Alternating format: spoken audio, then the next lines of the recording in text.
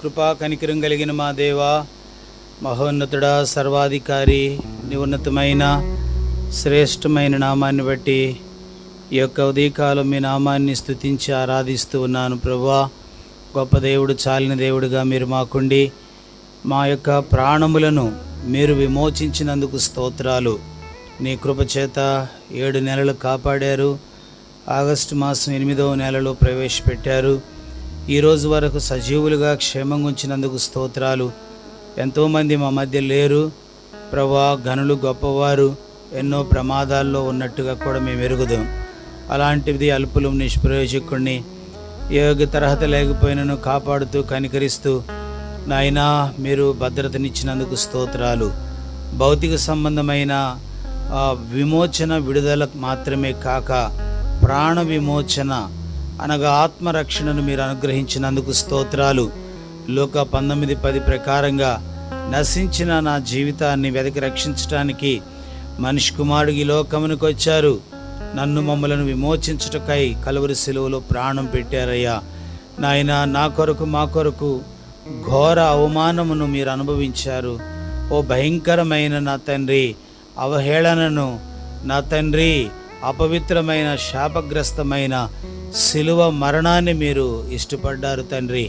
ఎంతగా ప్రేమించారు నాయన. నా పట్ల మీ ప్రేమకు ఎంత రుణస్తుడిని, ఎంత స్తుతించినా నీ రుణం తీర్చుకోలేక నాయనా, నా ప్రభువా, విరిగి నలిని హృదయముతో మరి నేను తగ్గించుకుంటూ మీ నామాన్ని ఆరాధిస్తూ మా ప్రభువును ప్రియ రక్షకుడైన యేసుక్రీస్తు వారి మనోహర నామములో స్తుతి ఆరాధన సమర్పిస్తున్నాను తండ్రి. ఆమేన్.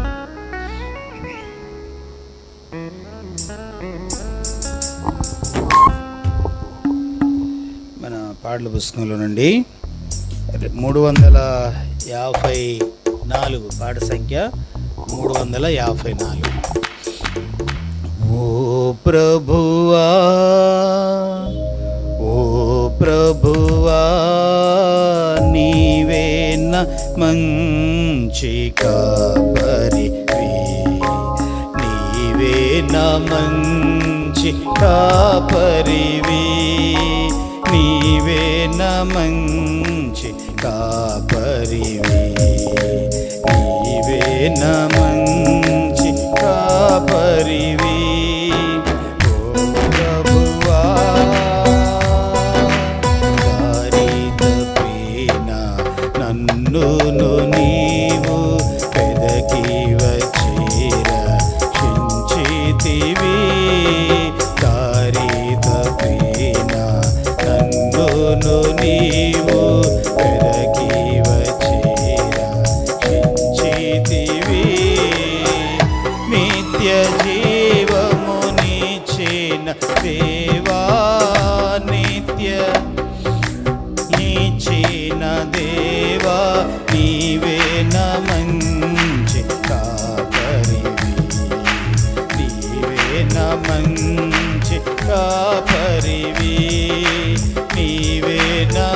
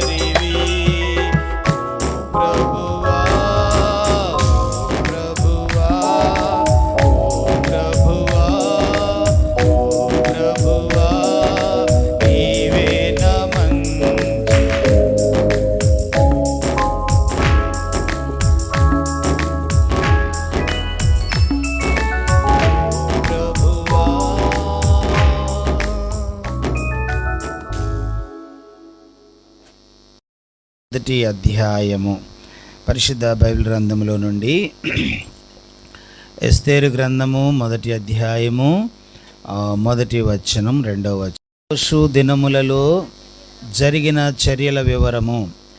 హిందూ దేశము మొదలుకొని హోషు దేశము వరకు 127 సంస్థానములను అహష్వరోషు ఏలెను. ఆ కాలమందు రాజైన అహష్వరోషు షోషాను కోటలో నుండి రాజ్య పరిపాలన చేయుచుండగా, అదే రీతిగా 10వ వచనం, 7వ దినమందు రాజు ద్రాక్షారసము త్రాగి సంతోషముగా ఉన్నప్పుడు కూడి వచ్చిన జనమునకును అధిపతులకును రాణి అయిన వస్తీ యొక్క సౌందర్యమును కనుపరచవలనని రాజు కిరీటము ధరించుకొనిన ఆమెను తన సన్నిధికి పిలుచుకొని వచ్చునట్లు రాజైన అహష్వరోషు ఎదుట ఉపచారము చేయు మహోమాను, బిగ్తాను, హర్బోనా, బిగ్తా, అగప్త, జెతారు, కర్కాసు అను 7 నపుంసకులను ఆజ్ఞాపించెను. ఆమె సౌందర్యవతి రాణి అయిన వస్తీ నపుంసకుల చేత ఇయ్యబడిన రాజాజ్ఞ ప్రకారము వచ్చుటకు ఒప్పకపోగా రాజు మిగుల కోపించెను, అతని కోపము రగులు కొనెను. ప్రార్థన. దయగలిగిన మా తండ్రి, నీ కొందనాలయ్యా, ఈ సమయంలో మీరు మాతో మాట్లాడండి. మీ యొక్క మెల్లైన స్వరాన్ని మేము వినగలుగునట్లు కృపనిమ్మని యేసు నామములో ప్రార్థించి వేడుకుంటున్నాను తండ్రి, ఆమేన్. మంచిది ప్రియులారా, దేవుని పరిశుద్ధ గ్రంథములో ఎస్తేరు గ్రంథము ఒక అద్భుతమైన పుస్తకం. ఎస్తేరు గ్రంథములో దేవుని యొక్క కార్యములు, దేవుని ప్రజల ఎడల ఎంత అపారమైనవిగా ఉన్నవో ఇందులో మనకు బహు తేటగా పరిశుద్ధాత్మ దేవుడు రాయించాడు.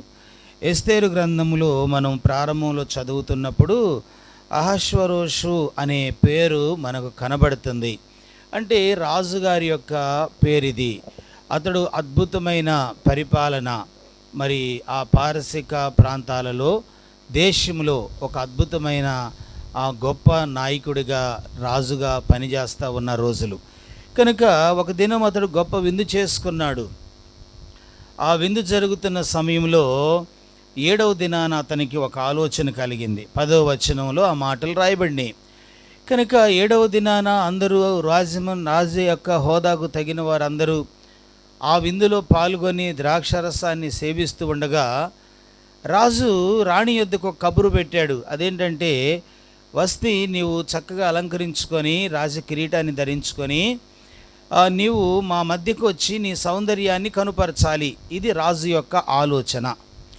కనుక ఈ యొక్క ఆలోచనను రాణి అయిన వస్తీ సున్నితముగా తిరస్కరించెను అనే మాటలు మనం చదువుతున్నాం.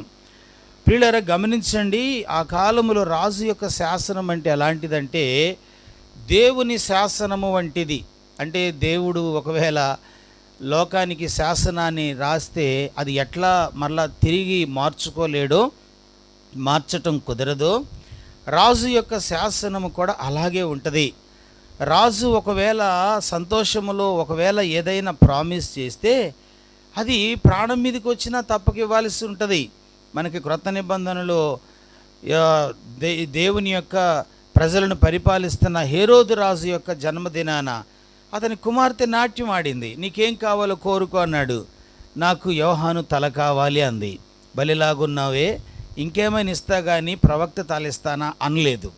అందరిలో అన్నందుకు, చూసారా, అందరిలో ఆ మాట అన్నందుకు అతడు వెంటనే భటులకు ఆజ్ఞాపించాడు. వాడు వెళ్ళి చెరలో ఉన్న యోహాను తలను ప్లేట్లో పెట్టుకొని తీసుకొచ్చి ఈమెకు బహుమానంగా ఇచ్చాడు. ఎంత భయంకరం! నేను చిన్న ఉదాహరణ చెప్తున్నా. అంటే రాజులకు కోపం వస్తే, రాజుల యొక్క ఆలోచన నెరవేరకపోతే వాళ్ళ యొక్క నిర్ణయాలు ఎంత తీవ్రంగా ఉంటాయో మత్స్సుకు అది ఒక మంచి ఉదాహరణ. కనుక ఇక్కడ వస్తీ రాజు యొక్క ఆజ్ఞను తిరస్కరించింది. గమనించండి, వాస్తవానికి ఈ గ్రంథములో రాజు అహష్వరోషు, రాణి వస్తీ అయినా మధ్యలో ఎస్తేరు అనబడిన వ్యక్తి ప్రవేశించింది. కనుక మధ్యలో వస్తీ ప్లేసులోకి ఎస్తేరు అనబడే ఒక యవన బిడ్డ దేవుడు అద్భుతమైన వ్యక్తిగా రాణిగా చేసిన దాఖలాలు ఇందులో మనం చూస్తూ ఉన్నాం. వాస్తవానికి ఈ పుస్తకానికి వస్తీ పుస్తకము అని లేక గ్రంథము అని పెట్టుకోవాలి. ఎందుకంటే మొదట ఆమె రాణి కనుక రాణి అయినందుకు ఈ పేరు దక్కలేదు. ఎస్తేరు దేవునికి ప్రియమైన బిడ్డగా మారినందుకు ఈ పుస్తకానికి దేవుడు ఎస్తేరు గ్రంథము అని రాయించాడు. గమనించండి, వస్తీ రాజు యొక్క ఆజ్ఞను తిరస్కరించింది, ఎస్తేరు రాజు యొక్క ఆజ్ఞను శిరస వహించింది. అప్పుడు వారి మధ్య ఒక భయంకరమైన చర్చ జరిగిందంట. అదేంటో చదువుదాం. మొదటి అధ్యాయం 19వ వచనం. మొదటి అధ్యాయం 19. రాజునకు సమ్మతి అయిన వస్తీ రాజైన అహస్వరోషు సన్నిధికి ఇక రాకూడదని తమ యొద్ద నుండి ఒక రాజాజ్ఞ పుట్టవలెను. అది తప్పకుండానట్లు పారసీకుల యొక్కయు మాదీల యొక్కయు న్యాయము చొప్పున నియమింపవలెను. మరియు వస్తీ కంటే యోగ్యురాలని రాణిగా తాము. గమనించారా? వారు ఒక ప్రతిపాదన తీసుకొచ్చారు. వారు అంటున్నారు, అయ్యా రాజుగారు, మీరు గొప్ప చక్రవర్తి, మాదీయులు పారసీకులు భూమి మీద గొప్ప మహాసామ్రాజ్యం, ప్రపంచమును పాలించిన 4 మహాసామ్రాజ్యాల్లో ఇదొక సామ్రాజ్యం. కనుక ఇంత గొప్ప సామ్రాజ్యానికి చక్రవర్తి మీరు కబురు పెడితే వస్తీ రాకపోవటం ఏంటి? ఎంత ఇన్సల్ట్ అది, ఎంత అవమానకరం. కనుక ప్రజలు ఏమనుకుంటారు, మా ఇళ్లల్లో మా స్త్రీలు ఏమనుకుంటారు? కనుక ఒక చట్టం తీసుకురావాలి. ఇక ఎన్నడూ కూడా వస్తీ రాజు సన్నిధికి రాకూడదు, ఒకటి. రెండవది, వస్తీ కంటే యోగ్యురాలు రాజుగారికి మరలా భార్యగా అంటే రాణి స్థానంలోకి రావాలి. గమనించారా? కనుక మొదటి అధ్యాయం కూడా చాలా అద్భుతంగా ఆశ్చర్యంగా మనకు కనబడుతూ ఉంటుంది. దేవుని బిడ్డలుగా భౌతికంగా వస్తీ యొక్క నిర్ణయములో కొంత మంచితనము కనిపించినట్టుగా ఉన్నా, అంటే అర్థం ఏంటంటే, తాగుతున్న 10 మంది పురుషుల మధ్యకు రాజుగారి భార్యనైన నేను వెళ్ళి నా సౌందర్యాన్ని కనుపరచడం ఏమి ధర్మం అని భౌతికంగా ఒకవేళ ఆమె నిర్ణయం తీసుకున్నా కూడా అది రాజ ఆజ్ఞ కాబట్టి ఆమె లోబడవలసి ఉన్నది. గమనించారా? కనుక కొన్ని సందర్భాల్లో దేవుని ఆజ్ఞలు కూడా మనకి ఇలాగే అనిపిస్తాయి. దేవుడు అలాగే చెప్తాడులేండి, సేవకులు ఇలాగే చెప్తారులేండి, అది నాతో కుదరని పని, ఇది నేను ఇప్పుడు చేయలేని పని, నేను వెళ్ళలేని పని, నేను ఇలాగూ ఉండలేనులే అని చాలాసార్లు సున్నితంగా వస్తీ త్రోసివేసినట్టే పలుమార్లు పరలోకపు రాజు యొక్క సలహాలను కూడా మనం త్రోసివేస్తూ ఉంటాం. వస్తీ నిజముగా అనుకుంది, నేను వెళ్ళనులే అనుకున్నది, కానీ శాశ్వతంగా వెళ్లకుండా ఆగిపోతానని అనుకోలేకపోయింది. గమనించారా? కనుక కొన్ని సందర్భాల్లో దేవుని యొక్క భూ సంబంధమైన రాజు యొక్క మాటకు శిరస వహించకపోతే ఎంత నష్టమైతే, నేను ఈ వచనాన్ని ఆలోచిస్తూ ఉన్నప్పుడు ఇలాగ అనిపించింది. పరలోకపు రాజు, రాజులకు రాజును, ప్రభువులకు ప్రభువు అని తిమోతి పత్రిక 5:16 పౌలు రాశాడు కదా. కనుక శ్రీమంతుడు, అద్వితీయుడు, సమీపింపరాని తేజస్సులో అమరత్వం కలిగిన దేవుని యొక్క మాటను త్రోసివేస్తే ఎంత భయంకరంగా ఉంటుందో ఆలోచించండి. కనుక మన జీవితాల్లో మనము భయము కలిగిన వారిగా, ఆయనకు మనము కన్యకలుగా, ఆయన మన పెండ్లి కుమారునిగా భావించుకుంటూ భక్తి చేయవలసిన వారిగా మనం ఉన్నాం. దేవుని వాక్యములో కీర్తనల గ్రంథంలో ఒక మాట ఉన్నది, చదువుతారా? పరిశుద్ధ గ్రంథంలో నుండి 45వ కీర్తన, పరిశుద్ధ బైబిల్ గ్రంథంలో నుండి 45వ కీర్తన 10వ వచనం. కుమారి ఆలోకించుము, ఆలోచించి చెవియొగ్గుము, నీ స్వజనమును నీ తండ్రి ఇంటిని మరువుము. ఈ రాజు నీ ప్రభువు, అతడు నీ సౌందర్యమును కోరినవాడు. గమనించారా? కుమారి అంటున్నాడు. కుమారి అంటే నిజముగా సంఘముతో దేవుడు మాట్లాడుతున్నాడు. సంఘమును కుమారుడా అనడు కదా, సంఘమును కుమారి అంటున్నాడు. కుమారి, నీవు ఆలోచించు. ఈ దినాల్లో చాలామంది విశ్వాసులకు, రక్షణ పొందిన వారు ఆలోచించలేకపోతున్నారు కదూ. మన ఆలోచన అంతా కూడా ఏమి తిందుమా, ఏమి త్రాగుదమా, ఏమి ధరించుకుందామా, రేపు ఎక్కడికి వెళ్ళాలి, ఈరోజు అక్కడికి వెళ్ళాలి, రేపు ఏం చేయాలి, ఇవన్నీ మంచిదే. ఈ జీవన గమనములు ఇవి మనకు అవసరమే, తప్పు కాదు. కానీ వీటితోనే మన బుర్ర నింపుకుంటే ఇక మన రక్షకుని గురించి ఎప్పుడు ఆలోచిస్తాం? అది విషయం. మన రక్షకుని గురించి మనం ఎప్పుడు ఆలోచించాలి? గమనించండి, దేవుని యొక్క వాక్యం ఏం చెప్తుందంటే, కుమారి నీవు ఆలకించు, ఆలోచించి చెవియొగ్గు, ఈ రాజు నీ ప్రభువు, అతడు నీ సౌందర్యమును. కనుక వస్తీ యొక్క సౌందర్యమును అహశ్వరోషు రాజు కోరి తన యొక్క సమాన అధికారులకు కనుపరుచుకొని ఘనత పొందాలనుకున్నట్టే పరలోకపు రాజు అయిన దేవుడు సంఘము యొక్క సౌందర్యాన్ని లోకానికి చూపించాలనుకుంటున్నాడు. అర్థమైందా? పరలోకపు దేవుని యొక్క కన్యక పెండ్లి కుమార్తె ఎవరంటే మనమే. ప్రభు రక్తములో కడగబడిన వధువు ఎవరంటే రక్షణ పొందిన నీవు, నేను. కనుక మన యొక్క సౌందర్యం వారి మధ్య సౌందర్యాన్ని చూయించాలని వస్తీని పిలిచినట్టే ఈ నశించిపోయే మనుషుల మధ్య చీకటి లోకములో పాపముతో మిళితమయ్యి లోకమే సమస్తం అనుకుంటూ తింటూ త్రాగుతూ తిరుగుతూ, కనుక మనుషుడు ఇచ్చలవిడిగా బ్రతుకుతూ ఏమాత్రము గురి గమ్యం లేకుండా బ్రతుకుతూ ఉన్న ఈ లోకంలో నీవు ఆత్మ సంబంధమైన సౌందర్యమును కనుపరచాలని దేవుడు కోరుకుంటున్నాడు.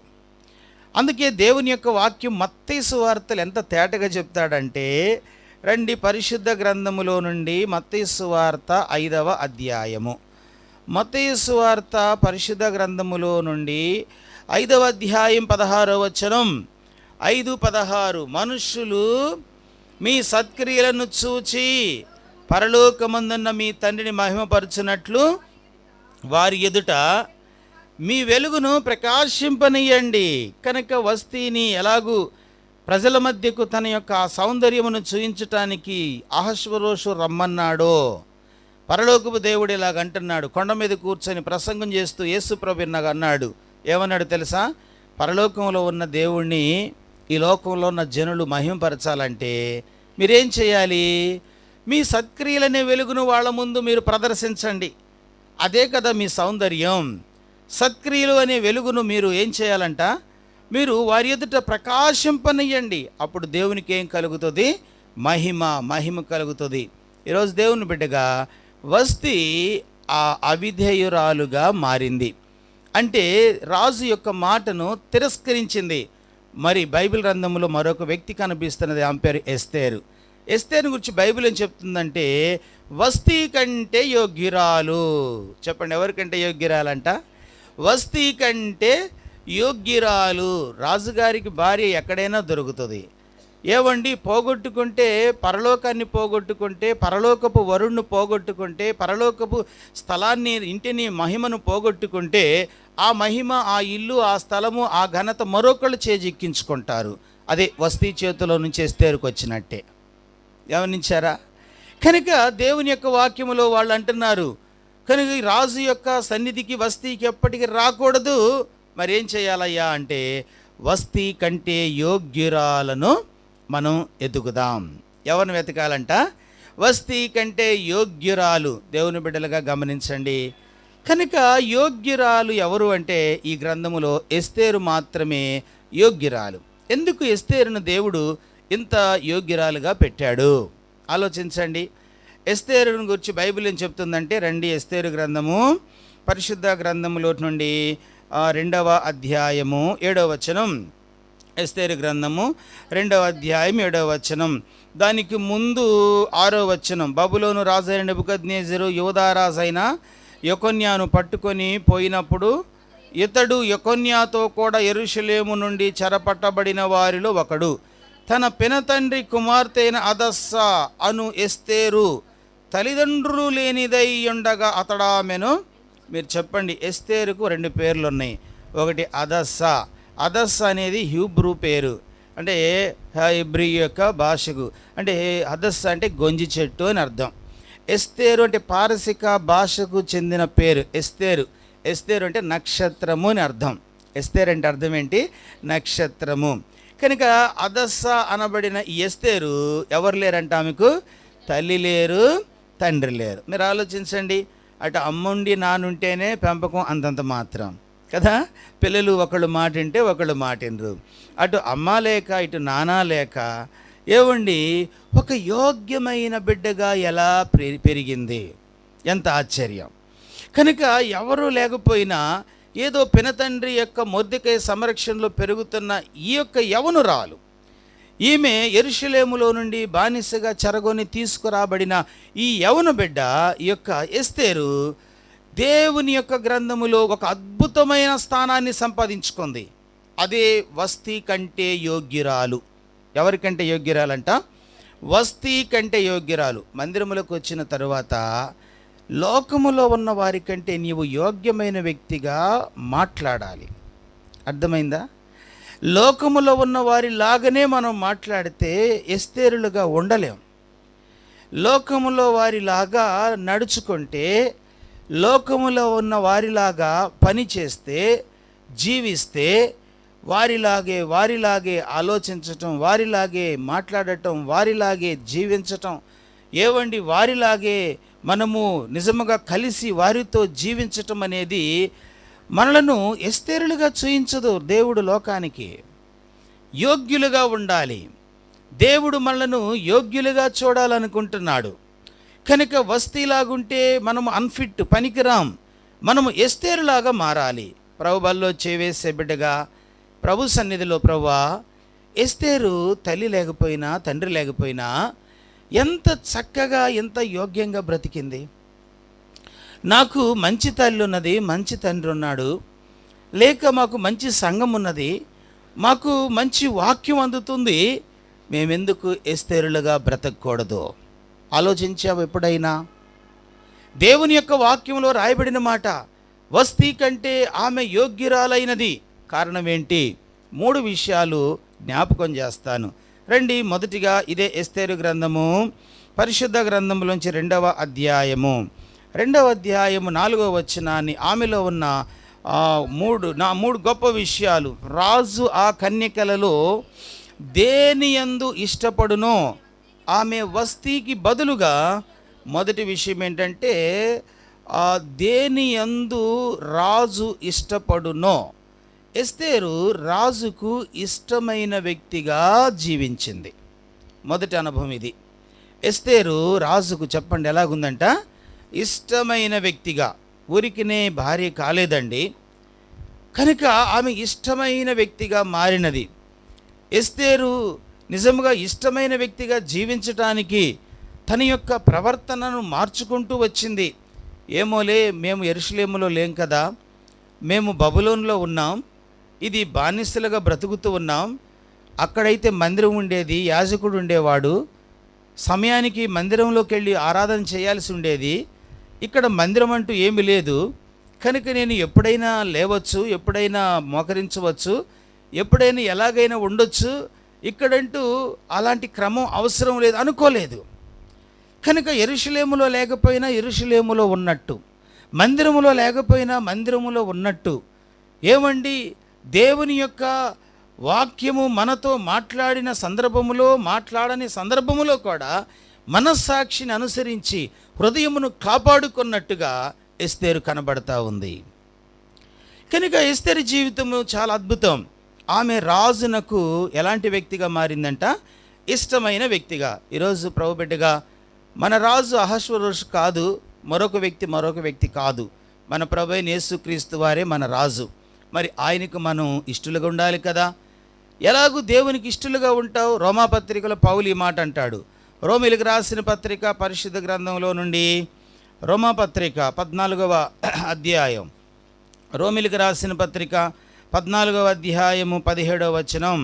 అపోస్తలుడైన పౌలు 14వ అధ్యాయం 17, దేవుని రాజ్యము భోజనమును పానమును కాదు గాని నీతియు సమాధానము పరిశుద్ధాత్మయందలి ఆనందమునయ్యున్నది. ఈ విషయమందు క్రీస్తునకు దాసుడైన వాడు దేవునికి ఇష్టడును మనుషుల దృష్టికి. కనుక దేవునికి ఇష్టడు ఎవరు అంటే క్రీస్తునకు దాసుడైన వాడు. కనుక దేవునికి మనం ఎలాగుండాలంట? దాసులుగా ఉండాలి. అంటే ఏ విషయంలో దాసులుగా ఉండాలి? 17వ వచనం, దేవుని రాజ్యము భోజనము పానము కాదు, నీతియు సమాధానము పరిశుద్ధాత్మయందలి ఆనందం. ఈ విషయములో నీవు క్రీస్తుకు దాసురాలుగా మారాలి. ప్రభువా, భోజనం తినటం, త్రాగటం, ధరించుకోవటం ఇది కాదయ్యా, ఇది కాదయ్యా, నీలో ఆనందం కావాలి, నాకు నీలో అతిశయం కావాలి, నీలో నాకు సంతోషం కావాలి. కనుక పరిశుద్ధాత్మ యందలి ఆనందాన్ని నీవు అనుభవించాలి. పరిశుద్ధాత్మ యందలి ఆనందం. ప్రియులారా, ఈ లోకంలో ఎన్ని నీవు ఈవెంట్స్ని కలిగి ఉన్నా, అంటే పండగలు కలిగి ఉన్నా, ప్రత్యేకతలు కలిగి ఉన్నా, అవి తాత్కాలిక ఆనందాలే కదా. చెప్పండి, తాత్కాలికమా కాదా? ఈవెన్ క్రిస్మస్ కూడా చూడండి, ఆ రోజు మాత్రమే చిన్నతనంలో మేము ఏడ్చేవాళ్ళం. పొద్దుగూగుతూ ఉంటే పండగ అయిపోతుందో అని ఏడ్చేవాళ్ళం. అంటే అదొక దిగులు అనమాట.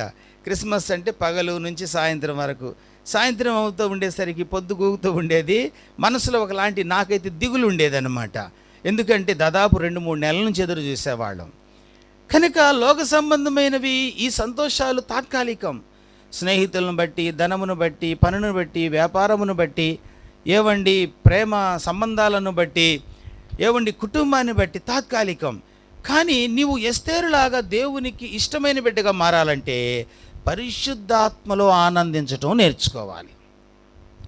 దేవుని వాక్యాన్ని బట్టి ఆనందించటం, దేవుని పాటలను బట్టి ఆనందించటం, దేవుని మందిరమును బట్టి ఆనందించటం, దేవుని యొక్క సహవాసమును బట్టి ఆనందించటం, దేవుని ప్రజల ఐక్యతను బట్టి ఆనందించటం. ఇలాంటి ఆనందం ఉందంటారా? చెప్పండి, ఇలాంటి ఆనందము కలిగిన వారిగా ఉన్నామా? అందుకే దేవుని యొక్క సేవకుడు, దైవ సేవకుడు భగత్ సింగ్ గారు ఎప్పుడు గుర్తు చేస్తాడు, రక్షణ పొందిన వ్యక్తిలో రక్షణ ఆనందం లేకపోతే ఆ రక్షణ ఉన్నదో లేదో అనుమానమే అంటాడు.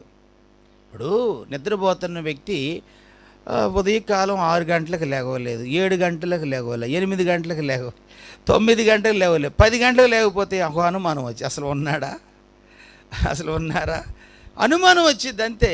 అప్పుడు పోయి ఏంట్రా బాబు అసలు అని మనం ఇట్లా ఓపాల్సి వస్తుంది, నీళ్లు కొట్టాల్సి వస్తుంది. కనుక నిద్రపోయిన వాడు నిద్రపోయినట్టుగా లేస్తే పర్వాలేదు. కనుక లోక సంబంధమైన వాటిల్లో కాస్త ఆ పనిలో ఈ పనిలో నీవు జీవించటం సహజం. కానీ వాటిల్లోనే మునిగిపోయి ఆత్మ సంబంధమైన వ్యక్తిగా జీవించకపోతే అసలు ఆత్మీయంగా ఉన్నావో లేవో డౌట్ అనమాట. ఆత్మీయంగా బ్రతికున్నామో లేమో తెలియదు. వస్తీ కంటే యోగ్యురాలు ఎవరు? ఎస్తేరు. ఎందుకు యోగ్యురాలంటే ఆమె భోజనములో, పానములో, వస్త్రములో కాక ఎందులో సంతోషంగా ఉండేది? 14వ అధ్యాయము రోమాపత్రిక 14వ అధ్యాయము 17. దేవుని రాజ్యము భోజనము పానము కాదు కానీ నీతిలోను సమాధానం పరిశుద్ధాత్మ యందలి ఆనందం. ఎస్తేరు యొక్క ఆనందం అంతా కూడా దేవుని ప్రజలు, దేవుడు ఏవండి ఆ ఆనందంతో బ్రతుకుతూ ఉండేది, ఆ అనుభవాల్లో బ్రతుకుతూ ఉండేది. చిన్న బిడ్డనే, యవనస్తురాలే, కానీ అయ్యో నాకు వారు లేరు, వీరు లేరు, అమ్మ లేదు, నాన్న లేదు, కనుక ఈ భూ సంబంధమైన వాటి కొరకు తన మునుకల ఈ సమయాన్ని నష్టపరుచుకొని ఆరోగ్యాన్ని పాడు చేసుకొని వీటి చుట్టూ మానసిక రోగులకు తిరిగే వ్యక్తి కాదు. ఆమె దేవునిలో ఆనందించటం నేర్చుకుంది. ఆమె దేవునిలో ఆనందించటం నేర్చుకుంది. అందుకే దేవుని వాక్యంలో ఆమె రాజైన అహష్వేరోషుకు ఆమె ఎలా కనపడిందంట? ఇష్టమైన వ్యక్తిగా. ఈరోజు ప్రభు బిడ్డగా దేవునికి ఇష్టమైన వ్యక్తులుగా మనము కూడా బ్రతకటానికి ప్రయత్నిద్దాం. ఇప్పటి వరకు మనల్ని లోకం ఇష్టపడాలని, కుటుంబీకులు ఇష్టపడాలని, స్నేహితులు ఇష్టపడాలని ఎంతో పరుగులెత్తావు. ఏమి లాభం? దేవుడు ఇష్టపడే వ్యక్తిగా జీవించు, దేవుడు ఇష్టపడే వ్యక్తిగా ఆలోచించు, దేవుడు ఇష్టపడే వ్యక్తిగా నడవటం నేర్చుకో. నీవే ఆ ఎస్తేరులా మారుతావు. ఎస్తేరును హెచ్చించిన దేవుడు, ఎస్తేరుకు తోడుకున్న దేవుడు, అనాథిని అనేకులకు ఆదర్శప్రాయంగా ఆదరణగా మార్చిన దేవుడే నిన్ను అనేకులకు దీవెనకరంగా మార్చగలిగిన వాడు. ఇది మొదటి విషయం. రెండవది చదువుదాం. ఎస్తేరు గ్రంథం 2వ అధ్యాయము 15వ వచనం. ఎస్తేరు గ్రంథం 2వ అధ్యాయం 15వ వచనం. మొర్దెకై తన కుమార్తెగా స్వీకరించుకొనిన తన పినతండ్రి అయిన అబీహైలు కుమార్తె యగు ఎస్తేరు రాజునొద్దకు వెళ్ళుటకు వంతు వచ్చినప్పుడు స్త్రీలను కాయు రాజు యొక్క షండుడైన హేగే నిర్ణయించిన అలంకారముగాక ఆమె మరి ఏమియు. కనుక ఆమె జీవితంలో ఉన్న అద్భుతమైన రెండవ అనుభవం ఏంటంటే నిర్ణయించబడిన దానినే స్వీకరించే హృదయం. దేవుని యొక్క వాక్యంలో రాజు యొద్దకు వెళ్ళేటప్పుడు వాళ్ళకి ఒక మంచి అవకాశం. అదేంటో తెలుసా? ఆ పైన రాయబడిన మాటను చదువుదాం. 13వ వచనం.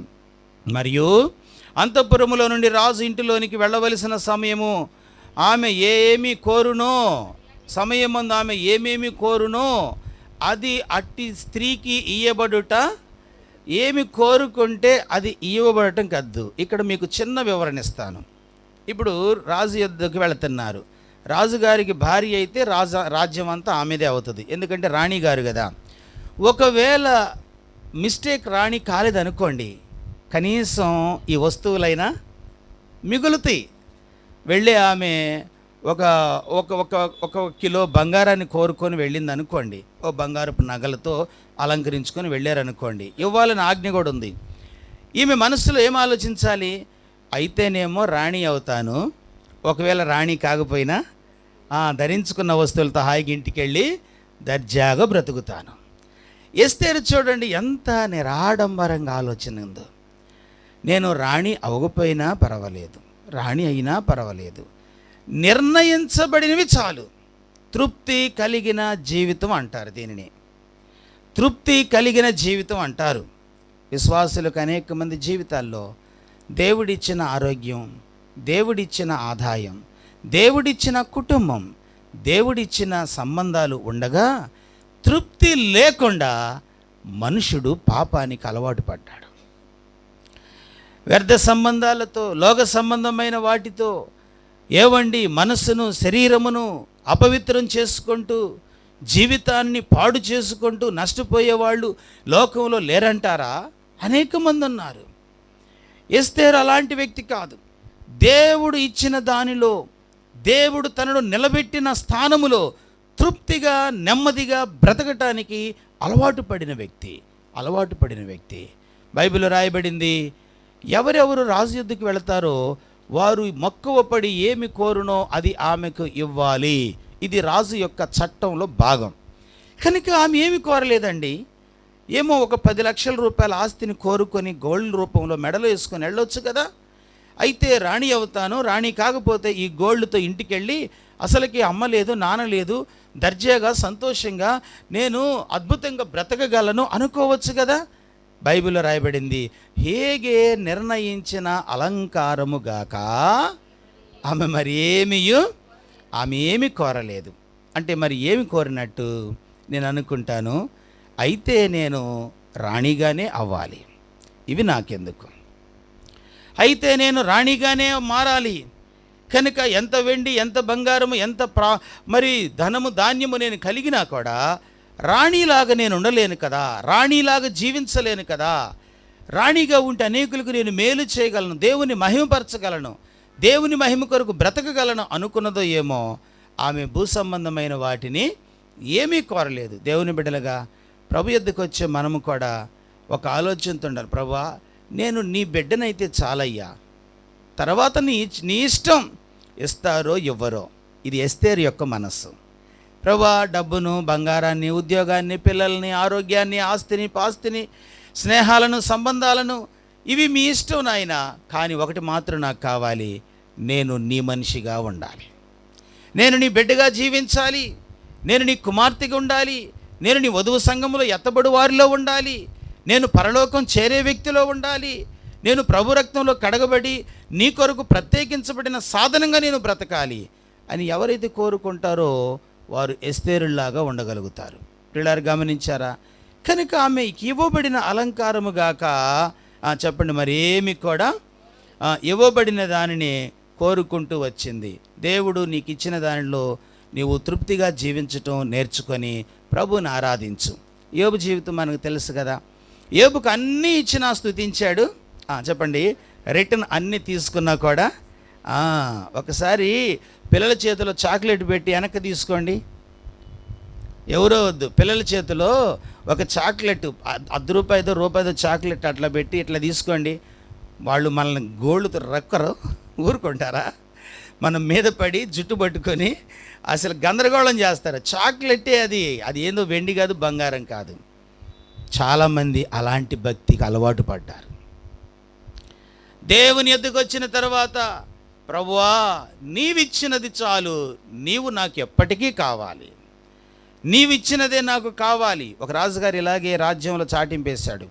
దేశమంతా పట్టణమంతా పేదరికంలో మగ్గుతుంది కనుక రాజు యొక్క దర్బారులో మరి ధాన్యము, అలాగే వస్త్రాలు, అలాగే నిత్య అవసర దినుసులు, వాటితో పాటు చిన్ని చిన్ని వస్తువులు కుప్పలు కుప్పలుగా పోసాడంట రాజుగారు. రాజ్యంలో ప్రజలకు చాటింపేశాడు. ఉదయకాలం 9 గంటలకు రండి, రాజుగారి యొక్క దర్బారులో గేట్లు తెరవబడతాయి, మీకు కావలసిన వాటిని మీరు ఎత్తుకుపోవచ్చు అన్నారు. ఉదయకాలం కొరకు ప్రజలు ఆవురావురమంటే ఎదురు చూస్తున్నారు. సమయం రానే వచ్చింది, గేట్లు ఓపెన్ అవనే అయినాయి. పరుగు పరుగునెళ్ళి ఒకడు కందిపప్పు, ఒకడు బియ్యం, ఒకడు డేక్షాలు, ఒకడు బట్టలు, ఒకడు మరొకటి ఇలాగూ ఎవ్వరికి అందినట్టు వాళ్ళు కరువు తీరాలని చెప్పి గోధుమలు వీటిని మోసుకొని వెళ్ళిపోతున్నారు. రాజుగారు ప్రజల యొక్క ఆకలిని గమనిస్తా, అయ్యో నా రాజ్యంలో ప్రజలు ఇంత ఆకలితో ఉన్నారా, ఇంత కరువుతో ఉన్నారా అని తీక్షణంగా ఆ తరిగిపోతున్న రాసులను, ఆకలితో పరిగెత్తుతున్న తన ప్రజలను చూస్తూ ఉన్నాడు. ఈలోపు ఒక వింతైన వ్యక్తి అని కంటపడ్డాడు. ఆయన ఎవరంటే మోసుకుపోయే ప్రజలను నిలబడి చూసే రాజును పరీక్షించే ఒక వ్యక్తి. మోసుకుపోయే ప్రజలను చూస్తున్న రాజును, వీళ్ళిద్దరిని గమనిస్తున్న ఒక సామాన్యుడిని చూశాడు. రాజుగారు అనుకుంటే, ఇదేంట్రా బాబు, వీడికి బాగా డబ్బులు ఉన్నాయా ఏంటి, ఏం తీసుకుపోడేంటి అనుకుంటున్నాడు. ఒక 5-10 నిమిషాల తర్వాత పరుగు పరుగున వచ్చి రాజుగారిని అమాంతంగా భుజాల మీద వేసుకొని పరుగున తన ఇంట్లోకి వెళ్ళిపోయాడు. తన ఇల్లు చిన్న గుడిసెలోకి వెళ్ళాడు. ఆ గుడిసెలో కులక మంచం మీద రాజును కూర్చోబెట్టాడు. రాజుగారు ఏంట్రా నన్ను పట్టుకున్నావు, ఏంటి, వదిలేసే అంటున్నాడు. అప్పుడు రాజుగారు అన్నాడు, ఈ వ్యక్తి అంటున్నాడు, అయ్యా రాజా, మీరు మొన్నటి రాత్రి ఒక చాటింపు వేయించారు, మీకు ఏం కావాలో అది వచ్చి నా దర్బార్లోకి వచ్చి తీసుకెళ్ళండి అన్నారు కదా. నిజమే చెప్పాను. వాళ్ళకేమో బియ్యం కావాలి, ఒకళ్ళకేమో బట్టలు కావాలి, ఒకళ్ళకేమో గోధుమలు కావాలి, నాకైతే మీరే కావాలయ్యా అన్నాడంట. నాకైతే మీరే కావాలి. అరే నీ కోరిక ఏంటి, వింతగా ఉంది, విడ్డూరంగా విచిత్రంగా ఉందంటే, అవునయ్యా, బట్టలు 4 నెలల తర్వాత చినిగిపోతాయి, గోధుమలు 2 నెలల తర్వాత తరిగిపోతాయి, తీసుకెళ్ళిన ఆహారం అంతా తరిగిపోద్ది. మీరు రాజు కదా, రాజైన మీరు నా రాజు అయితే రాజ్యం నాదే కదా అన్నాడంట. ఎంత ఆశ్చర్యం! ఈరోజు దేవుని బిడ్డలకు ఈ జ్ఞానం, ఎస్తేరు జ్ఞానం. ఈ దినాల్లో ప్రభువుని ఆరాధించే వాళ్ళకి ఈ జ్ఞానం కావాలి, మందిరమునికి వచ్చే వాళ్ళకి ఈ మనసు కావాలి. దేవుడు నా రాజు అయితే చాలు. కనుక నా యొక్క శరీరం మీద ఉండే ఆభరణాలు ఏపాటివి, నా హృదయములో ప్రతిష్ఠించబడిన దేవుడు నాతో ఉంటే ఆయన నాతో వస్తాడు, నాతో ఉంటాడు, నా కన్నీళ్లు తుడుస్తాడు, నా భారం నుంచి విడిపిస్తాడు, నన్ను ఆదరిస్తాడు, నా గాయాలు కడతాడు, నా యొక్క దుఃఖాన్ని, నా వేదనను, నా నిందలను, నా అవమానాలను తొలగిస్తాడు, నా పేదరికాన్ని నిర్మూలిస్తాడు. నేను ఆయన రాణిగా ఉంటే చాలు. కనుక ఎస్తేరులో ఉన్న గొప్ప లక్షణం ఏంటంటే, నిర్ణయించబడిన దానిలోనే తృప్తిగా బ్రతుకుతూ ఉండే వ్యక్తి. 3వది చదివి ప్రార్థనలోకి వెళతాం. ఎస్తేరు గ్రంథం 2వ అధ్యాయం 20వ వచనం. ఎస్తేరు గ్రంథం 2వ అధ్యాయం 20వ వచనం. ఎస్తేరు మొర్దెకై యొక్క పోషణ మందున్న కాలమున చేసినట్టుగానే ఇప్పుడును అతని మాటకు ఆమె 3వ అనుభవం ఏంటంటే, ఇప్పుడును లోబడే ఎస్తేరు. 3వది ఏంటి చెప్పండి? ఇప్పుడును లోబడే ఎస్తేరు. ఇప్పుడును అని ఎందుకు అన్నాడు అంటే, అప్పుడేంటి ఆమె, అప్పుడేంటి, తల్లి తండ్రి లేని ఎస్తేరు. అప్పటి వరకు అనాథ బాలిక, బానిస పిల్ల. ఇప్పుడు అడ్రస్ మారింది, ఇప్పుడు అడ్రస్ మారిపోయింది. ఇప్పుడు ఏంటంటే, ఎస్తేరుకి ఉత్తరం రాయాలంటే ఇక రాజుగారికి రాయాల్సిందే, ఎస్తేరుకు ఫోన్ చేయాలంటే రాజుగారి నెంబర్ చేయాల్సిందే, ఎస్తేరుని కలవాలంటే సెక్యూరిటీని దాటుకుంటూ పర్మిషన్ తీసుకొని అపాయింట్మెంట్ తీసుకొని పలానా రోజు అని చెప్తే పోయి అప్పుడు నిలబడి చూడాల్సిందే. ఇప్పుడు స్టేటస్ మారింది, ఇప్పుడు హోదా మారిపోయింది. ఇప్పుడు ఎస్తేరు అంతకుముందులాగా చిరిగిన బట్టలతో లేదు, ఎస్తేరు మట్టి మీద లేదు, ఎస్తేరు నిజంగా ఒంటరిగా లేదు. ఇప్పుడు చుట్టూ చలికత్తెలు, చుట్టూ పనివారు, సేవకులు, అద్భుతమైన పట్టు వస్త్రాలు, తలకు బంగారపు కిరీటం. ఇలాంటి స్థితిలో ఇప్పుడును ఆమె అతనికి ఎంత అద్భుతం! ఏమీ లేనప్పుడు మొర్దెకైకి లోబడినట్టే అన్నీ ఉన్న తర్వాత కూడా మన జీవితాల్లో ఉండాల్సిన మూడవ లక్షణం ఏంటంటే, ఆ పరిస్థితులు ఎలా ఉన్నా నీవు లోబడే వ్యక్తిగానే బ్రతకటం నేర్చుకోవాలి. పరిస్థితులు ఒక సంవత్సరంలో మార్పు రావచ్చు, అభివృద్ధి పెరగవచ్చు, తరగవచ్చు. పరిస్థితులు ఎప్పుడు కూడా మన యొక్క ఆత్మీయ జీవితాన్ని పాడు చేసేవి ఉండకూడదు. అర్థమైందా? పరిస్థితులు ఎప్పుడు కూడా మన యొక్క దీనత్వాన్ని, తగ్గింపును, పరిశుద్ధతను భంగపరిచేవిగా ఉండకూడదు. పరిస్థితులు ఎప్పుడు కూడా మన సాక్ష్యాన్ని, మన సంఘాన్ని, సహవాసాన్ని, ఈ యొక్క విధేయతను భంగపరిచేవిగా ఉండకూడదు. ఎస్తేరు చూడండి, ఎంత శిఖరంలోకి వెళ్ళిపోయిందో, ఎంత శిఖరాగ్రం మీద ఆమె కూర్చుందో. అయినా ఇక్కడ బానిసల మధ్య ఉన్న మొర్దెకై అమ్మా ఎస్తేర్ అనగానే, ఏంటి నాయనా అని గజగజలాడుకుంటూ సమాధానమిచ్చాడు. కనుక ఇటు పిలిస్తే వినపడినా వినపడనట్టు, చూసినా చూడనట్టు అట్లా ఉండే వ్యక్తి కాదు. అలా ఉండే వ్యక్తి కాదు. ఎస్తేరులో పూర్తిగా పరిస్థితులు మారినాయి, కానీ లోపల పరిస్థితి అలాగే ఉంది, లోపల విధేయత అలాగే ఉన్నది. పైకి కిరీటం వచ్చినా, పైకి వస్త్రాలు మారినా, పైకి స్థానం మారినా, ఆమె అడ్రస్ మారినా, అంతరంగంలో భక్తి మారలేదు. ఈరోజు దేవుని బిడ్డలుగా మన జీవితాల్లో మనకున్న శరీర సంబంధమైన పరిస్థితులు కొన్ని దినాలకు గొప్పగా కావచ్చు, కాకపోవచ్చు. అంతరంగంలో విధేయత మాత్రం ఎప్పుడూ ఉండాలి. అంతరంగంలో దేవుడు, ఇది దేవుని వాక్యం, ఈ దేవుని సంఘం, వీళ్ళు దేవుని పిల్లలు, వీళ్ళు దేవుని సేవకులు, దేవుడు నాతో మాట్లాడుతున్నాడు, నేను విధేయత చూపాలి, నేను భయపడాలి అనే స్వభావము నీవు కలిగి ఉంటే నీవు కూడా ఒక నక్షత్రం లాగానే ప్రకాశిస్తావు. నీవు కూడా ఎస్తేరులాగానే అనేకులకు దీవెనకరమైన వ్యక్తిగా ఉంటావు. విధేయత కలిగి ఉంటే ఎంత మేలు. ఇర్మియా గ్రంథములో దేవుడు ఈ మాట అన్నాడు. చదువుతారా? పరిశుద్ధ గ్రంథం ఇర్మియా గ్రంథం 4వ అధ్యాయం. ఇర్మియా గ్రంథము 4వ అధ్యాయము 4వ వచనాన్ని చదువుదామా? ఇర్మియా గ్రంథం 4వ అధ్యాయము. అవిధేయులయుండుట మానుకొని మీ దుష్క్రియలను బట్టి ఎవడును ఆర్పివేయలేనంతగా నా ఉగ్రత అగ్నివలే కాల్చకుండునట్లు యూదావారులారా, యెరూషలేము నివాసులారా, యెహోవాకు మీరేం చేయాలి? ఎస్తేరును చూడండి, ఓ యూదా వారులారా, యెరూషలేము వారులారా, ఇదిగో ఎస్తేరును చూడండి ఎంత విధేయురాలుగా ఉన్నదో. కనుక యెరూషలేములో ఉన్న వాళ్ళతో దేవుడు అంటున్నాడు, యూదా మనుషులతో దేవుడు అంటున్నాడు, ఇశ్రాయేలు దేవుడు అంటున్నాడు, ఆర్పివేయలేనంత నా ఉగ్రత మీ మీదకి రాకుండా ఉండాలంటే మీరు నాకేం కావాలి? మీరు నాకు. కనుక మొర్దెకైకి చెప్పండి, ఎస్తేర్ ఎలా ఉండేదంట? లోబడటం ద్వారా ఉగ్రతను తప్పించుకుంటావు, లోబడటం ద్వారా నీ సాక్ష్యానికి మెరుగు తెచ్చుకుంటావు, లోబడటం ద్వారా నీవు మరెక్కువగా ఆశీర్వదించబడతావు, లోబడటం ద్వారా అనేకులకు నీవు ఒక మాదిరిగా మారుతావు. వాళ్ళు అలాగే చెప్తారులే సేవకులు, అది కాదు నేను ఇలా చెప్తా విను. కనుక లోబడే వారిని ఇంక నువ్వు చెడగొట్టే వ్యక్తులు ఉండకూడదు, నేర్చుకునే వాళ్ళని పాడు చేసే వ్యక్తులు ఉండకూడదు, అభ్యంతర పెట్టే వ్యక్తులు ఉండకూడదు.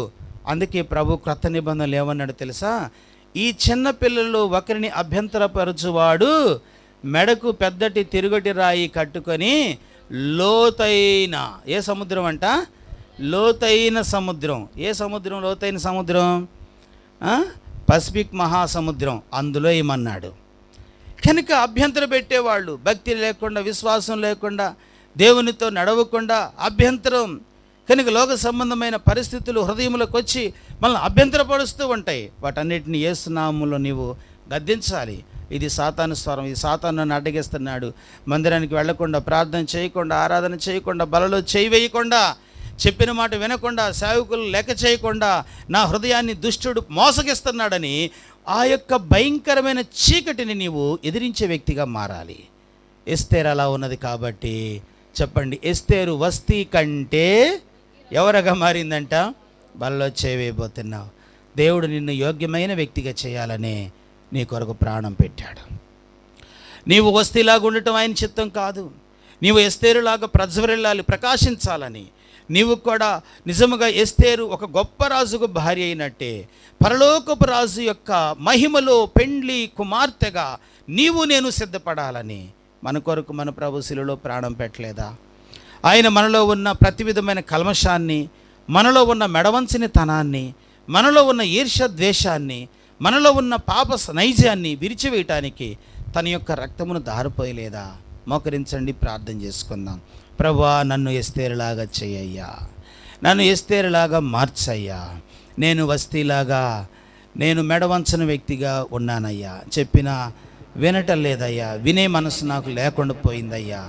ఎన్నో మార్లు సేవకులు చెప్పిన వినని వ్యక్తిని అయిపోయినాను. ప్రభువా, నన్ను సరిచేయనాయనా. నేను రాణి ఆ యోగ్యతను పోగొట్టుకుంటే నేను పరలోకం చేరలేనేమో కదయ్యా. ఆ యొక్క పెండ్లి కుమారుడైన యేసుక్రీస్తు ఎదుట అద్భుతమైన కన్యకగా నేను ఉండకపోతే, అదే ఎస్తేరులా నేను ఉండకపోతే నష్టపోతానేమోనయ్యా. నన్ను ఎస్తేరులాగా మార్చయ్యా. నేను నీకు ఇష్టమైన బిడ్డగా చేయి ప్రభువుని అడుగు. నేను నీ ఎదుట నీవు నాకు ఏది ఇచ్చావు అందులో తృప్తిగా బ్రతకటం నాకు నేర్పు ప్రభువుని అడుగు. మూడవదిగా, నేను విధేయత కలిగిన బిడ్డగా చేయి. అవిధేయుల మీదకు దేవుని కోపం వస్తుందని ఇర్మియా 4:4 చదివావు. ఈరోజు ప్రభువా, నేను నీకు విధేయత చూపుతానయ్యా. నా బిడ్డలకు కూడా విధేయులు కావాలి. నేను నీకు విధేయత చూపుతాను. నేను నీకు లోబడే వ్యక్తిగా ఉంటాను. నేను లోబడకుండా నన్ను ఆటంకపరిచేవి ఎన్నో ఉన్నాయి. నన్ను విడిపించు, నన్ను క్షమించు ప్రభువుని అడుగు. దేవుడు నీకు సహాయం చేస్తాడు. దేవుడు నిన్ను కనికరిస్తాడు. దేవుడు నిన్ను నూతనపరుస్తాడు. నిన్ను ఒక శ్రేష్టమైన ఎస్తేరులాగా దేవుడు మార్చాలనుకుంటున్నాడు. ఈ యొక్క శ్రేష్టమైన ఎస్తేరు కిరీటం ధరించిన ఎస్తేరును చూసిన దేవుడే నీవు కూడా ఆత్మ సంబంధమైన అలంకరణ చేత నింపబడాలని దేవుడు ఎదురు చూస్తున్నాడు. ప్రభువా, నన్ను నూతనపరచు. నా కుమార్తెను అలాగే చేయి, నా కుమారుని అలాగే చేయి, నా భార్యను అలాగే చేయి, నా భర్తను అలాగే మార్చు, నన్ను అలాగే చేయి నాయనా. ఎస్తేరులాగా మమ్మల్ని మార్చవా? ప్రార్థన చేసుకో, పరీక్షించుకుంటూ ప్రభు బల్లో చేవేద్దాం. ప్రభు వైపు చూస్తూ ముందుకు వెళదాం.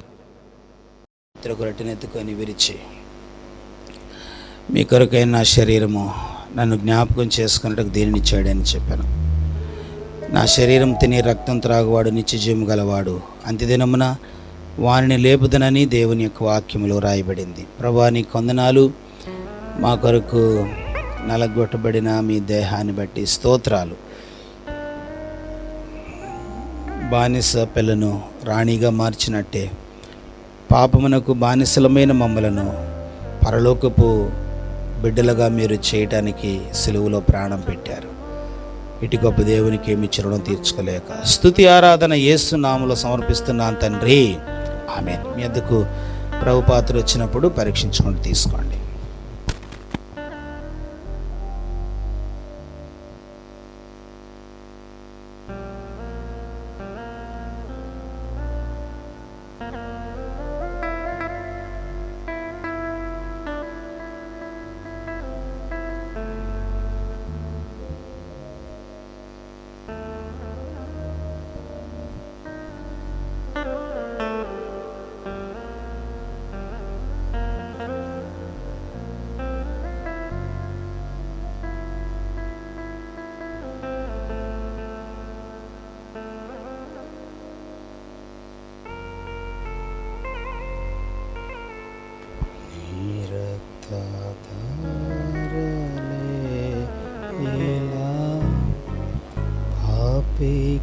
శ్రాయ నేర్చును పరిశుద్ధ తండ్రి పాపిని కడిగి పవిత్ర పరచును. పరిశుద్ధ తండ్రి పాపిని కడిగి పవిత్ర. ప్రేమ కలిగిన తండ్రి, నీ వందనాలు. మా కొరకు కార్చిన అమూల్యమైన యవన రక్తాన్ని బట్టి స్తుతిస్తున్నాను. మా రక్షణ కొరకు మీరు చేసిన త్యాగమునకేమి రుణం తీర్చుకోలేక స్తుతి ఆరాధన యేసుక్రీస్తు నామములో సమర్పిస్తున్నాను తండ్రి, ఆమేన్. మీ వద్దకు ప్రభు పాత్ర వచ్చినప్పుడు పరీక్షించుకుంటూ పాత్రలో చేవేయండి.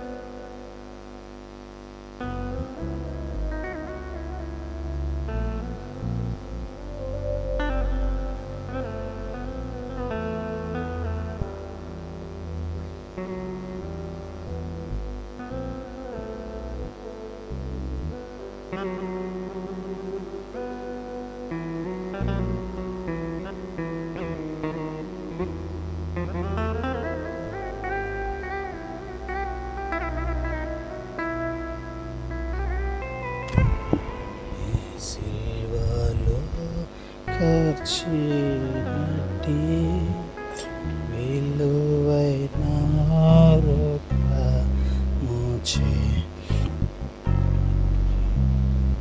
నీ సిల్వలో ఖర్చినట్టి విలువైన రక్తముచే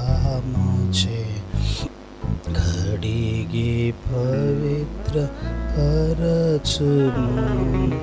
ప్రేమ కలిగిన తండ్రి, ఘనమైన దేవా, నీ కొందనాలయ్యా.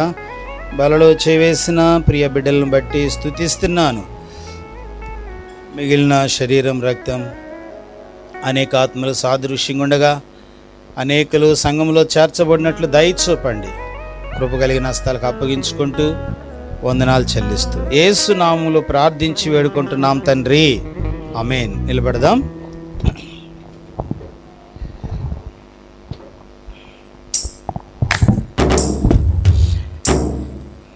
నీ ధనము నీ ఘనము ప్రభు యేసుదే.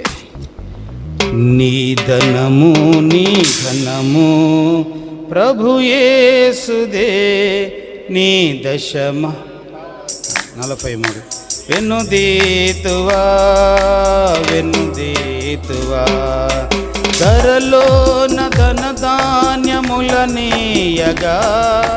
కరుణించి కాపాడి రక్షించగా ధరలోన ధన ధాన్యములనీయ కరుణించి కాపాడి రక్షించగా పరలోకనాథుండు నీకే మరి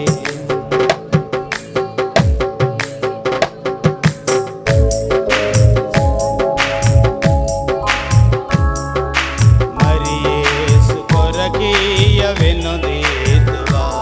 నీ ధనము నీ ఘనము ప్రభు యేసుదే. నీ దశమా భాగం వెన్నుదీతువా. కలిగించే సకలంబు సమృద్ధిగా తొలగించే పలు బాధ భరితంబులో బలియాయ నీ పాపములకేసువే. చెలువంగ ప్రభుకేయ చింతింతువా. నీ ధనము నీ ఘనము ప్రభు యేసుదే. నీ దశమా భాగము నీయ వెన్నుదీతువా వెన్నుదీతువా. పిల్లలు గమనించండి. మరి పెండ్లి నీ మహాప్రేమ కరుణ వాత్సల్యతలను బట్టి మీ నామాన్ని స్తుతిస్తున్నానయ్యా. ప్రభువా, కనికరించి కృప చూపండి నాయనా. మేము ఎస్తేరుల వలె బ్రతకాలని, ఎస్తేరు రాజుకు ఇష్టమైనదిగాను నాయనా, ఆమె అలంకరించబడిన విషయాలు నియమించబడినది తప్ప వేరొకటి ఆశించలేదంట. కనుక తృప్తి కలిగిన వ్యక్తిగాను, మూడవదిగా స్థాయి మారిన విధేయత కలిగిన బిడ్డగా ఉన్నట్లు 3 విషయాలు మీరు మాతో మాట్లాడారు. కనుక అందుకే ఆమె వస్తీ కంటే యోగ్యురాలుగా ముద్రించబడింది అని నాయన నా తండ్రి, మీరు ఇదినో మాతో మాట్లాడినందుకు స్తోత్రాలు. మేము మా బిడ్డలు ఎస్తేరుల వలె బ్రతకటానికి సహాయం చేయండి. కృపచూపు నాయన. సంఘములో ప్రతి కుటుంబం ఆత్మీయంగా వర్ధిల్లుటకు దయ చూపండి. నీ కృపాక్షేమాలు, మీ కనికరాలు సమృద్ధిగా దయచేయమని ప్రార్థిస్తున్నాను తండ్రి. మరి ఈ నెల నాయన 15వ తారీఖు ప్రియులు నాయన, మరి నా తండ్రి ఆదయంకులు నాయన, ప్రవీణక్క నాయన, ప్రమీలక్క, ఆ కుమారుడు శివ నా తండ్రి, నా ప్రభా కాకుమాను వాస్తవ్యురాలు దివ్య బిడ్డలకు వివాహం నాయన మీరు ఏర్పాటు చేసినందుకు వందనాలు.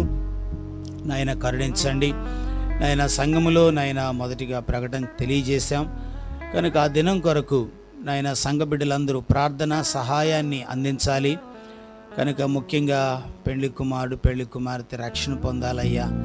వారు దేవుని యొక్క విలువలు ఎరిగిన వారిగా, దేవుని యొక్క విధానాన్ని గౌరవించే వారిగా చేయండి అయ్యా.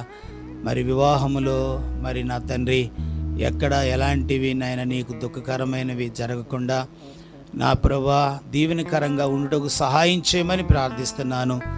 దేవా కనికరించండి. ఆది అంకుల్ తరఫున వచ్చే వాళ్ళంతా అన్ని జనులుగా నాయన నా తండ్రి మా ప్రభా మీరే నా తన క్రైస్తవ వివాహ విలువలను అర్థం చేయమని ప్రార్థిస్తూ ఉన్నాను. దేవా కనికరించు. మేము చెప్తే వినరయ్యా, మీరు మారిస్తే మారుతారు. ప్రభువా కనికరించు నాయన, మీరే హృదయాల్లో కార్యాలు జరిగించండి, అద్భుతాలు చేయండి అయ్యా. మరి నాయన ఇరుపక్షాల బంధువులు స్నేహితులు మరి ముఖ్యంగా ఇక్కడ మా సంఘంతో మేము కూడా వెళ్ళాలి కనుక ఉదయకాలం వివాహంలో పాల్గొని సంతోషంగా సాయంకాలం నాయన దేశం కొరకు నాయన శనివార ప్రార్థన మేము కలిగి ఉండటానికి సహాయం చేయండి. మీ కృపను అయా, మీ కనికరాన్ని మేము కోరుకుంటున్నాం. ఘనమైన దేవ నీకు స్తోత్రాలు. నీ ప్రేమ నీ కరుణ మంచితనాన్ని బట్టి స్తుతిస్తున్నాను. సేవను దీవించండి ప్రభా. సేవకురికి ఇచ్చిన కానుకలు దీవించి మీ సేవలో వాడుకో ప్రభా.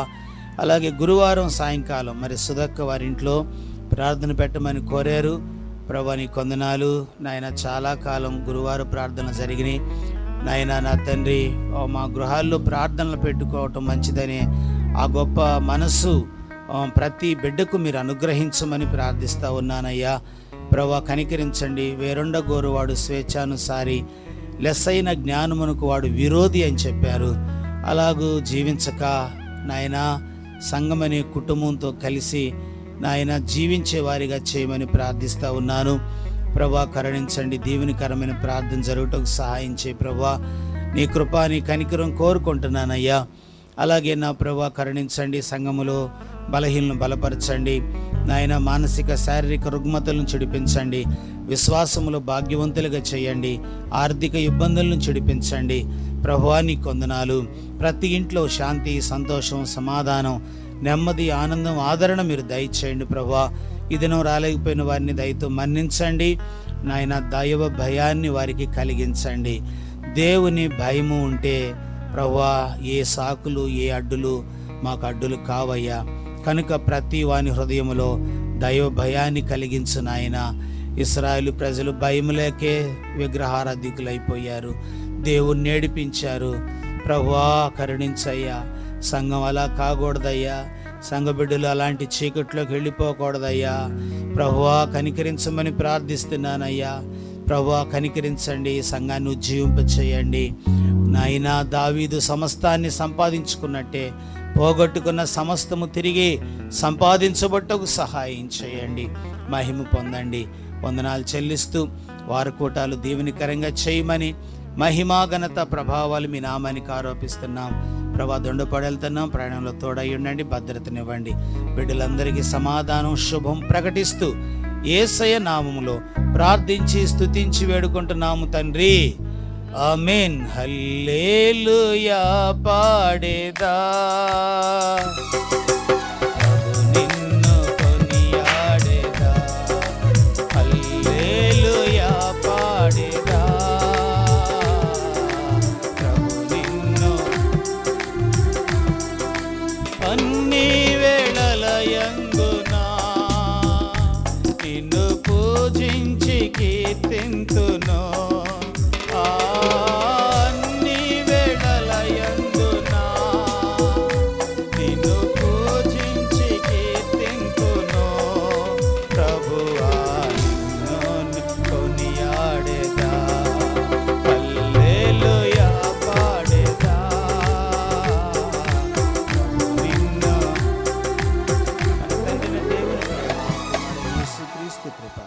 పరిశుద్ధాత్మని యొక్క సన్నిధి, సహవాసం, సమాధానం ఇప్పుడు ఎల్లప్పుడూ చేరిన ప్రతి బిడ్డకు సదా తోడై నడిపించి కాపాడును గాక. ఆమేన్. ప్రైజ్ లాడమ్మా, అందరికి వందనాలు. Praise lord, praise lord.